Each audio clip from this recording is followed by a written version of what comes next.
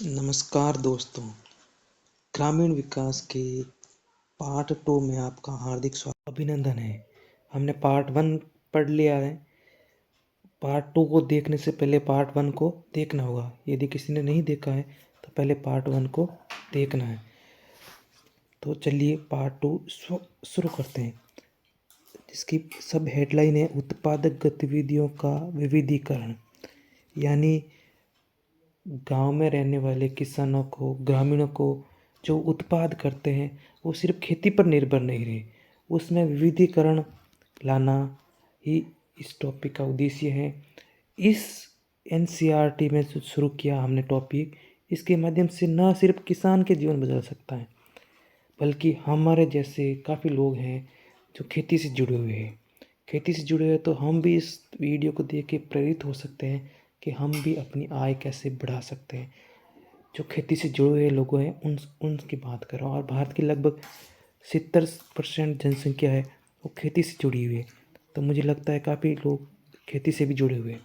तो उनकी आय को कैसे बढ़ाया जाए, इस वीडियो पे हम बात करेंगे। और मुझे लगता है कि सिर्फ बच्चा ही नहीं, चाहे कोई भी इस वीडियो को देखेगा, इस वीडियो से ज़रूर कुछ ना कुछ सीखेगा। तो चलिए शुरू करते हैं इस वीडियो को। उत्पादक गतिविधियों का विविधीकरण का मतलब है कि ग्रामीण इलाकों में लोग सिर्फ खेती पर निर्भर नहीं रहे, यानी वो सिर्फ खेती नहीं करें बल्कि अन्य कामों में भी अपने हाथ आजमाए।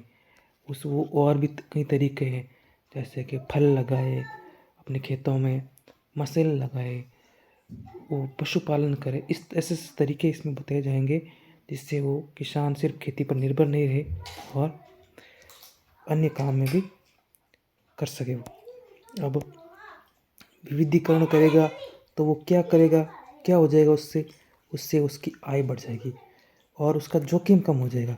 यदि मान लो किसी साल ज़्यादा बरसात हो गई, बाढ़ आ गई या सूखा हो गया, तो एक साल की फसल तो ख़राब हो गई।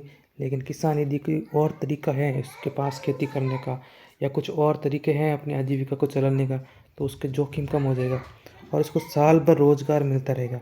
ऐसा नहीं है कि बरसात रहेगी या खेती के समय ही वो रोज़गार करेगा, बाकी समय बेरोज़गार रहेगा, ऐसा नहीं होगा। विविधीकरण करेगा तो साल भर उसको रोज़गार मिलता रहेगा। इससे गांव में रहने वाले लोगों की गरीबी भी कम होगी। ये सारे फायदे हैं।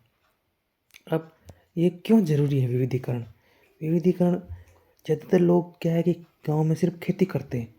इससे गांव में बहुत ज़्यादा जोखिम बढ़ जाता है कि भाई खेती एक साल ख़राब हो गई, बाढ़ आ गया, सूखा आ गया, कोई फसल में कीमत उसकी गिर जाती है, इस कारण उसके जोखिम बहुत ज़्यादा हो जाता है। तो इस जोखिम को कम करने के लिए, इस खेती पर इस बर्डन को कम करने के लिए विविधीकरण जरूरी है।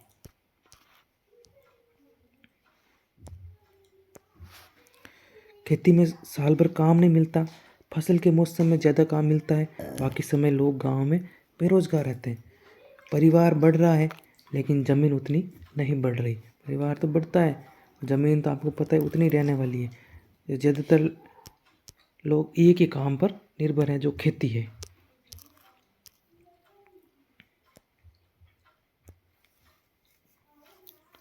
अब देखो विविधीकरण कैसे कर सकते हैं। दो तरीके हैं विविधीकरण करने के, यानी किसान अपनी आय को दो तरीके से डिस्ट्रीब्यूट कर सकता है, यानी कैसे कैसे वो अपनी दो तरीके से आय बढ़ा सकता है। पहला है, इसमें एनसीईआरटी में दिया गया है कि किस किस तरीके से।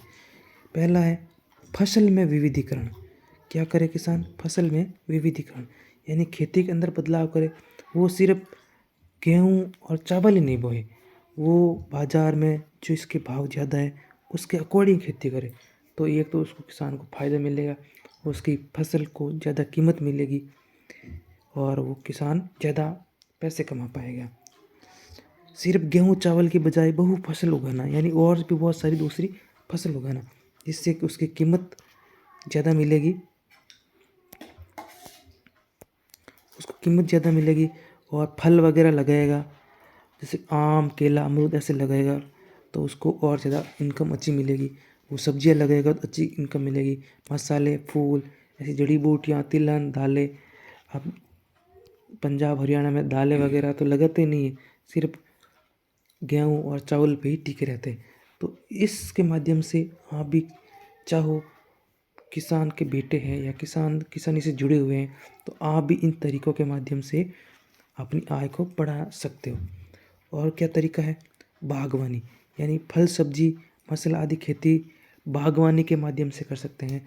अपने खेतों में फल और फल के पेड़, सब्जियों के अगर ऐसा कुछ पेड़ पौधे होते हैं उसके लगा के, मसाला के पौधे लगाकर एक बढ़िया इनकम जनरेट कर सकते हैं। इससे क्या फ़ायदा हो सकता है?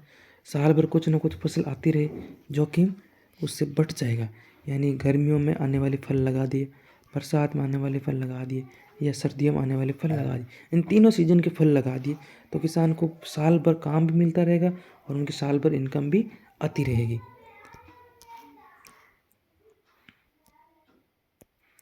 अब दूसरा तरीका है कैसे इसकी इनकम बढ़ाए, वो तो खेती के अंदर ही था। अब दूसरा क्या तरीका है कि अन्य उत्पादक गतिविधियां किसान करे तो वो और ज़्यादा अपनी आय का विविधीकरण कर सकेगा।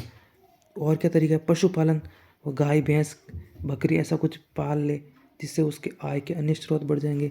ऐसा मुर्गी पालन कर ले तो भी उसकी कमाई हो सकती है। और कर सकते हैं वो शहद पालन, शहद उत्पादन जो मधुमक्खी पालन होता है वो कर सकता है, पॉसिबल है। और कुछ छोटे मोटे उद्योग गांव में लगा ले तो उससे भी उसको काफ़ी फायदा हो सकता है। और गांव में उद्योग किस किस प्रकार के लगाए जा सकते हैं? खाद्य प्रसंस्करण, फूड प्रोसेसिंग, जैसे अचार हो गए, पापड़ हो गए, जूस, गुड़ बनाने जैसी फैक्ट्रियाँ हो गई, और भी बहुत सारी फैक्ट्रियाँ लग सकती है। छोटे छोटे उद्योग बना सकता है, इससे भी किसान की आय बढ़ सकती है। और क्या हो सकता है? हस्तशिल्प, जैसे कुछ खिलौने वगैरह बना दिए, हथकरघा सामान बना दिए, मिट्टी के बर्तन बना दिए, ये सब तरीके से किसान की इनकम बढ़ सकती है। आप जिसके अंदर रुचि है, जिस काम को करने की, वो काम करे तो उसको फ़ायदा हो सकता है। अब एक और है जिससे इनकम काफ़ी बढ़ने की संभावना रहती है, वो है पर्यटन। आजकल ग्रामीण टूरिज़्म बहुत ज़्यादा बढ़ चुका है। यानी लोग जो शहरों में रहते हैं वो गांव में अपनी छुट्टियां बिताने के लिए आना चाहते हैं, तो उसके लिए होम स्टे दे दो गांव में, तो वो ऐसे शांत वातावरण में आके अपनी छुट्टियां बिता सके, अपने बच्चों के साथ आ सके। ऐसे उनको आप पर्यटन ग्रामीण टूरिज्म दोगे तो ज़रूर गांव वालों की इनकम, किसान की इनकम ज़रूर बढ़ेगी। और छोटे कारखाने लगा लो आप, जैसे बिस्किट फैक्ट्री, तो भी इनकम बढ़ सकती है। खेती के अलावा साल भर उसको आय मिलती रहेगी। अब इससे फ़ायदे क्या क्या होंगे? अब सीधी बात है, आय बढ़ती रहेगी इसमें, और हमेशा आय बढ़ती और स्थिर रहेगी। ऐसा नहीं है जीरो हो जाए, ऐसे कभी नहीं होगा। गरीबी और बेरोजगारी में कम करने में मदद मिलेगी, ग्रामीण अर्थव्यवस्था मजबूत होगी और आत्मनिर्भर भारत बनेगा। गांव आत्मनिर्भर बन जाएंगे तो ऑटोमेटिक लगभग शहर भी आत्मनिर्भर बन ही जाएंगे। तो आत्मनिर्भरता में मदद मिलेगी, इससे पर्यावरण बेटर मिलेगा, सस्टेनेबल डेवलपमेंट होगा, और जैविक खेती के माध्यम से वो विविध फसलें बो सकते हैं। लोग गांव छोड़कर शहर नहीं जाएंगे। अब है हमारा सब टॉपिक और धारणीय विकास और जैविक कृषि। अब इन दोनों को अलग अलग देखेंगे, और जैविक कृषि और धारणीय विकास को, तो इन दोनों में क्या कनेक्शन है, क्या जैविक कृषि से और धारणीय विकास में आपस में क्या संबंध है, या बिल्कुल भी संबंध नहीं, इनको भी देखेंगे। तो चलिए, सबसे पहले धारणीय विकास यानी सस्टेनेबल डेवलपमेंट। सस्टेनेबल डेवलपमेंट ऐसा विकास जो आज की ज़रूरतें तो पूरी करे लेकिन कल की पीढ़ियों की ज़रूरतों का नुकसान नहीं पहुंचाए। यानी ऐसा कुछ हम नहीं कर दे कि आने वाली पीढ़ियां अपना मुंह देखती रह जाए और उनको कुछ नहीं मिले। यानी हम सारे जंगल काट देंगे तो धरती पर बहुत ज़्यादा तापमान बढ़ जाएगा, जो धरती रहने लायक भी नहीं बचेगी। ऐसा हमें नहीं करना है। हमें ऐसा करना है कि आने वाली पीढ़ियाँ भी वो अच्छे से जीवन बिता सके। इसको बेहतर धारणीय विकास। हम पैसे कमाए, शहर बनाए, फैक्ट्री लगाए, लेकिन प्रकृति को बर्बाद नहीं काटे, जंगल नहीं काटे, ज़्यादा पानी इस्तेमाल करें तो बारिश का पानी भी बचाए, प्रदूषण बढ़ाए तो उसे कम करने के तरीके भी अपनाए। ये सारे तरीके हैं। इसमें एक परिभाषा है, ब्रुटलैंड रिपोर्ट की परिभाषा जो धारणीय विकास के संबंध में बहुत फेमस है। वर्तमान पीढ़ी की ज़रूरतें पूरी करे लेकिन भावी पीढ़ियों की क्षमता पर असर न डाले। यानी वर्तमान की आप ज़रूरतें पूरी करो लेकिन जो भावी पीढ़ियाँ, आने वाली पीढ़ियाँ हैं, उनकी वो जो क्षमता है उस पर असर नहीं पड़ना चाहिए। यानी वो भी अपना जीवन संतोषजनक जी सके, ऐसा हमें काम करना है। अब है ऑर्गेनिक फार्मिंग यानी जैविक कृषि। जैविक कृषि क्या है? ऐसी खेती जिसमें केमिकल यूज़ नहीं होता हो वो या कम होता हो, उसको जैविक कृषि कहते हैं। और जैविक केमिकल नहीं डाले तो क्या डालना है, इसमें प्राकृतिक तरीके से अपनाया जाएगा। सारे के सारे उसमें खाद डाले जाएंगे और कीट नियंत्रण के लिए नीम का तेल, जैविक कीटनाशक आदि, और फसल चक्र, पक्षी या मेंढक की मदद से वो कीटों का प्रबंधन या कीटनाशक किया जाएगा, ना कि केमिकल डाल के। फिर इसमें क्या, जैविक कृषि में क्या किया जाता है, मिट्टी को बचाना। यानी उसमें केमिकल वगैरह, यूरिया, फर्टिलाइज़र नहीं डाले जाएगा, जिससे मिट्टी मजबूत बनेगी। मिट्टी और भी किस तरीके से बदली जा सके, फसल चक्र बदलना, यानी एक ही फसल को बार बार नहीं बोना, हर बार अलग अलग टाइप की फसल बोना फसल चक्र कहलाता है। और क्या है, मल्चिंग करना, यानी खेत के पत्ते को, खेत के जो चारा होता है उस खेत के अंदर ही रखना, जिससे मल्चिंग होती रहेगी और जीवाश्म बढ़ता रहेगा। ज़्यादा पानी न बहाना, कोई जीएमओ जेनेटिकली मॉडिफाइड बीज नहीं बोना।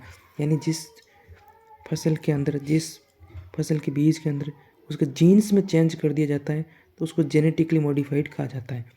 और वो कुछ जैसे कि हमारे शरीर के अंदर कोरोना के लिए वैक्सीन डाली थी जिससे हमारे कोरोना असर नहीं करे, वैसी फसलों के अंदर या कोई कीट उसको परेशान नहीं करे, उसकी पैदावार अच्छी आती रहे, तो उसके जीन्स में परिवर्तन किया जाता है। अब जीन्स में परिवर्तन के बाद ये इंसानों पर किस प्रकार का रिएक्ट करेगी, ये स्टडी बहुत कम की जाती है। तो ऐसे बीजों पर नुकसान होने की हमें बहुत ज़्यादा संभावना रहती है, तो ऐसे बीजों का प्रयोग करने से बचना चाहिए।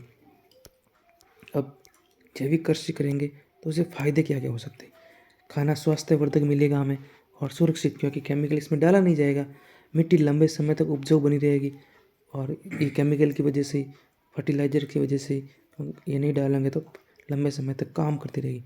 पर्यावरण साफ रहेगा, जैव विविधता बढ़ेगी इसमें, क्योंकि अब ये कीड़ों को मारने के लिए कबूतर वगैरह ऐसे जीव बढ़ेंगे इससे।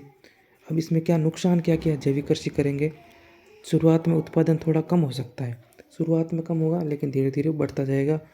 और इसमें मेहनत ज़्यादा लगती है जैविक कृषि में, और जब मेहनत ज़्यादा ही लगेगी, इसमें फर्टिलाइज़र डाला और पैदावार हो गई, कोई खाद वगैरह डालने की ज़रूरत नहीं है एक्स्ट्रा। और केमिकल, ये कोई पेस्टिसाइड वगैरह डाले तो कीड़े सारे मर जाएंगे, और इसमें कीमत ज़्यादा लगती है। और